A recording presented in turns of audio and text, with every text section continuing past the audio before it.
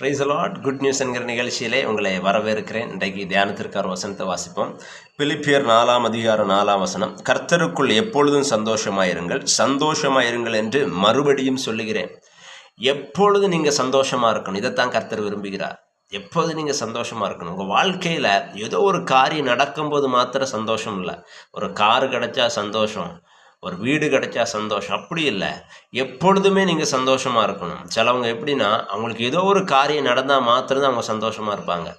நீங்கள் சந்தோஷமாக இருக்கும்போது தான் பல காரியமும் உங்கள் வாழ்க்கையில் நடக்கும்.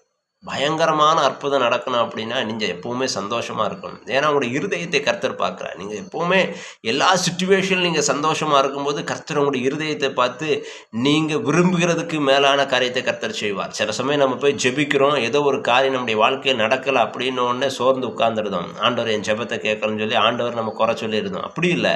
அந்த சூழ்நிலையிலே நீங்கள் ஆண்டவருக்கு நன்றி சொல்லி சந்தோஷமாக இருக்கும் பொழுது ஒருவேளை நீங்கள் வேண்டிக் கொண்டது நடக்காமல் இருக்கலாம், ஆனால் அதற்கு மேலான காரியத்தை கர்த்தர் உங்களுடைய வாழ்க்கையில் தருவார். தந்து கர்த்தர் உங்களை ஆசீர்வதிப்பார். அதனால சந்தோஷமாக இருங்க, அற்புதங்களை பெற்றுக்கொள்ளுங்க. Have a nice day. God bless you.